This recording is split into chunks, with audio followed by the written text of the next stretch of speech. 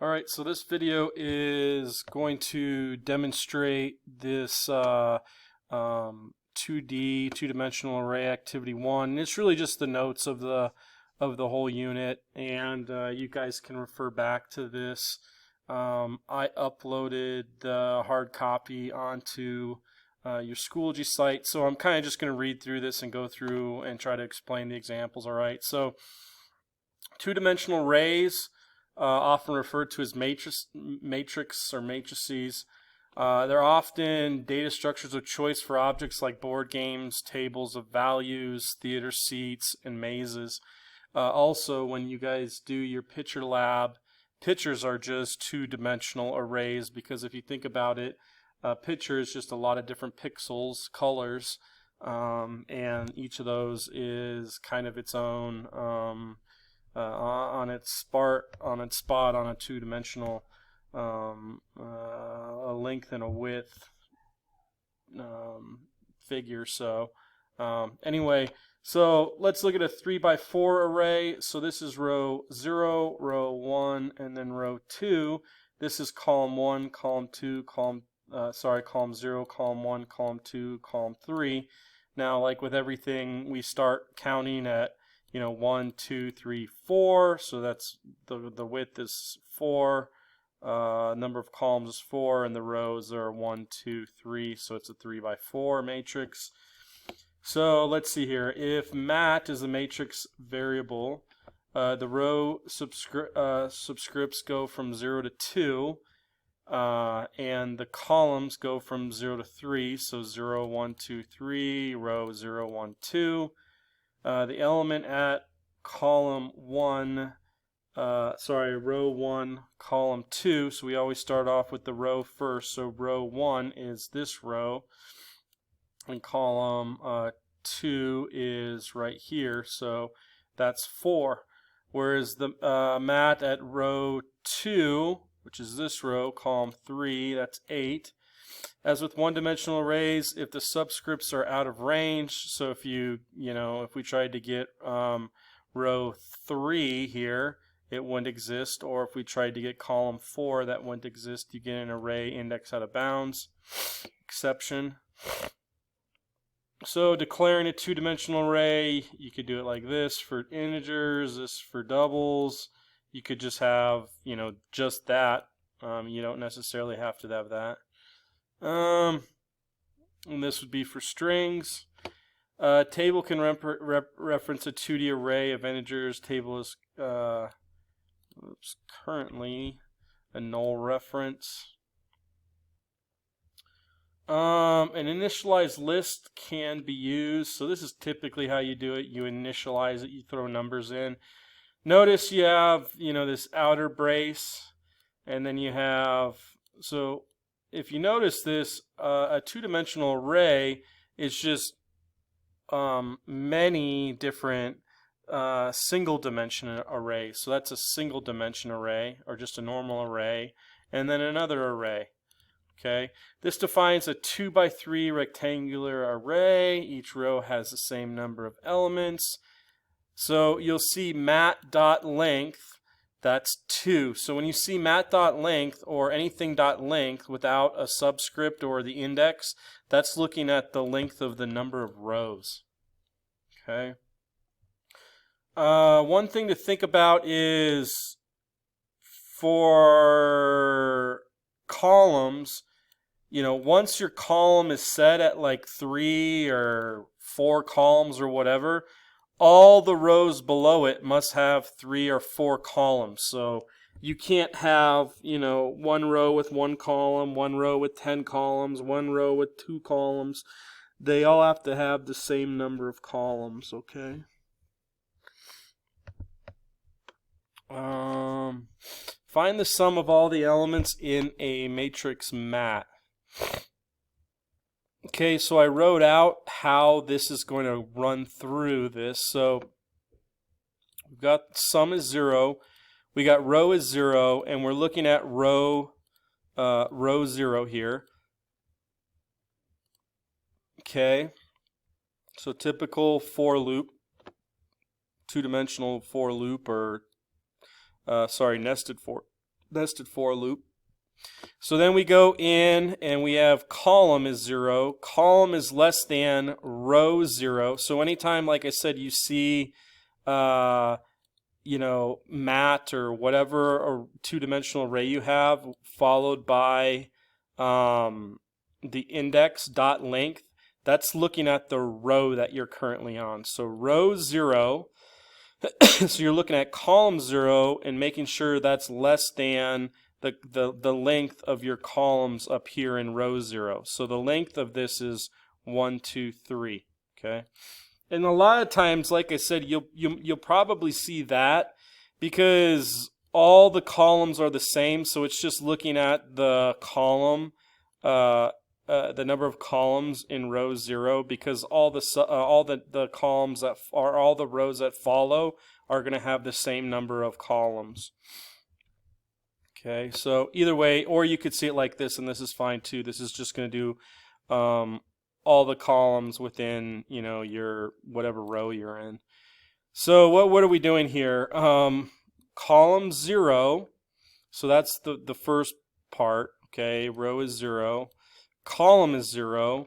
So what do? We say the mat. So at row 0, column 0, that is 3. So I put 3 down, and so then we sum 3 plus sum, which is 0. So I got 0 plus 3, and so now the new sum is 3. Then we add 1 to column, so column becomes 1. 1 is less than 3, so we're at row 0, column 1, which is 4. It's 4 right here. So we take our sum, which was 3 plus, what's that? Column 0, column 1, and that's 4, so now it's 7. We add 1 to C, it becomes 2. 2 is less than 3, so then we're still at row 0, column 2, and that is 5. So 7 plus 5, you know, what we had before, 7 is a sum. 7 plus 5 is 12. C becomes 3. Is 3 less than 3? No. So we go back up to the outer loop and row becomes 1. So R becomes 1. We go back down, C is 0 again, but row is 1. 0 is less than 3 because we're now in row 1, which is this row, and there are 1, 2, 3 columns in it. So then we do what? We just basically do the whole thing over again. So then we had 12 in our sum, and column 0 in row 1 is 6. And we do this over and over again until we get the sum of 33. Okay? So you'll have to play with this a little bit, but typically that's how we do it. We start off at whatever row we're on, and then we do each column. And then we go to the next row, and then we do each column. Okay, that's why we have an outer row that does the row, and then the inner does all the columns inside of it. All right, the above two-dimensional array can also be written with the for. So this is how you do it with the for each loop. Again, the AP likes seeing the for each loop. So we start off with the row of mat, so that sets whatever row we're at. And then if we did it like this, this would be each element or each column position of your row. So elements, you just add them up to sum. Again, we're not changing any of these index positions. So again, I have a video on the for each loop. You can do this, but you're not going to want to try to change any of the elements or any of the index positions, okay? So to add 10 to each element in row 2, so in row 2, which is really row 1, its index is row 1, we want to add 10 to each one. So in order to do that, we would say column is 0, column is less than your row 1, which is this, so the length is 3, and so at row position 1, column 0, you add 10. Then you add 1 to it. Column C is 1, 1 is less than 3. It becomes 1 comma 1 is 7. or row 1, column 1 is 7, so we add 10 to it, comes 17, and then we go row 1, column 2 is 18, then C becomes 3, is 3 less than 3? No, so then that's done. So this would change mat to the following, so it would look like that. You can't, and this is what I said above with the for each loop, you can't use a for each loop in this problem because you are changing individual elements in the array. Two-dimensional arrays, passing those as parameters. So this method counts the amount of negative values in your two-dimensional array. So we can pass in mat, and then you got your rows and columns, and so we're just checking to see if whatever row and column you're at, if that's less than 0, then we count plus plus, and so we return count. So in main we could just have count the negatives, count negs, and we'd pass in mat, and that would be set to negs. Okay. So that's that would add up all of your negative values and return that into there. Okay, so this is how you pass a two-dimensional array into a method. Notice you got your data type, and then you got your opening, closing brackets. Example 2, reading elements into a matrix. So what are we doing here? We've got a matrix where we have the rows and columns. So we could ask in main to enter the number of rows, enter the number of columns, and then we could pass the rows and columns into a get matrix method, which we do right here. Notice again, we're going to return the 2D array mat. So we need to have, what data type it is, followed by the opening, closing brackets. And we pass in rows and columns. So we create a mat two-dimensional array. We initialize it with the number of rows and the number of columns that the user put in for rows and columns right here, and which were passed in. And then what we're doing is we're just populating each row and column basically right here. So we're for each one we're inputting information, and that will get stored into our mat two-dimensional array, and then that will be returned into here, okay, into main right there.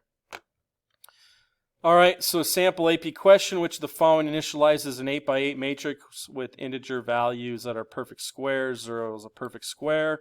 So 1 is good. If you don't populate it with information, it just, for integers, it just automatically gets assigned to 0. Let's see here.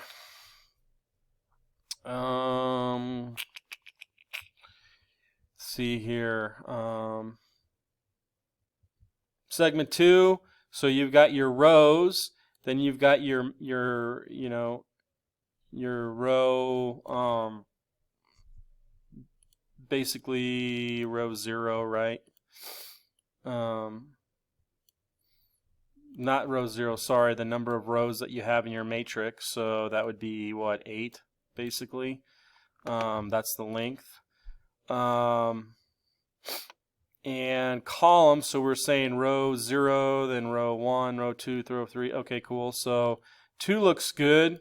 It would be, 0 times 0 would be sitting there. And then it would just give you your perfect squares, so that's fine. 3 has issues in it. Look at this. You're trying to do, so this one does your row, and then within your row it does all the columns. You can actually do it like this, but there's a problem with this. This is doing columns first, and then your rows.